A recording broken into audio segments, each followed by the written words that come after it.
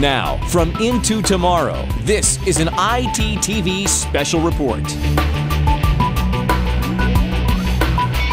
Private data and confidential business information stored on laptops is extremely valuable and extremely vulnerable as a result. Well, how do you protect it? The Vice President of Product Marketing and Management with a company called Plum Choice is Josh Goldlust. Josh, welcome Into Tomorrow. How are you? I'm doing very well, thank you. Apparently, you can help us protect this, not only from, I guess, initially being stolen maybe, but if it gets in other hands, protecting that data that's on these laptops. And we hear terrible stories from employees of big companies all the time that, 30,000 customers' information is gone. And, oh, it's unbelievable. Oh, my gosh. So then enter a company like Plum Choice. What is it that you do to help prevent that? Sure. So Plum Choice provides premium technology support to both consumers and small businesses.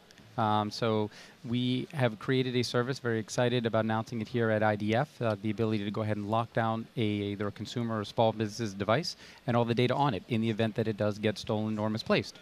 What we've done is we've married up and we're leveraging Intel's anti-theft technology along with network-based data backup that should the device be stolen, we are able to go ahead and lock down the device remotely, delete the data in the event that the device is then either found or needs to be replaced. Help the customer go ahead and put the data back onto the device. Oh, okay. So you're really storing that important data as well to protect it and keep it for the customer, but most importantly, not letting it get to anyone else. Exactly. So we want to make sure that the customer is supported throughout the entire experience, both proactively protecting it, making sure that it doesn't get into the wrong hands, but in the event that it does, walking them through how to go ahead and replace the data and bring them back up to where they were prior to losing the device. So give me an idea then if my laptop, God forbid, gets stolen, sure. Or I stupidly leave it somewhere and it falls into somebody else's hands, what's the process? Do I somehow contact you and say, oh my God, it's missing, lock it up, or do I log in every time when I'm using it, so if it's anyone else, you now then lock it up, or how does that work? Yep, sure. There's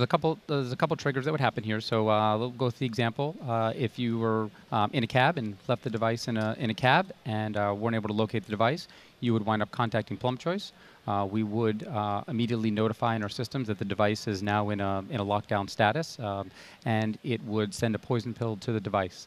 The next time it was then opened up and hit the network, it would then go ahead and delete the files, and it would put a blocker in front of the person who opened up the device and ask them for a validation of who they were.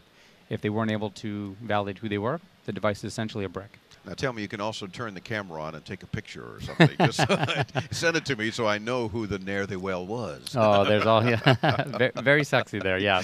Yeah, because it seems to me that, helping to track it and maybe at least get the device back, if there's a way to do that too, might be helpful. But I guess, again, the most important thing is protecting that data. Yeah, we definitely want to make sure that the data doesn't get into the wrong hands as being very sensitive information. Sure. Now, what operating systems does now it's called SAFElink, right? Correct. Anti-theft. Yep, SAFElink is the name of our service delivery platform. Okay, so operating systems that it functions with, is it only a Windows-based thing?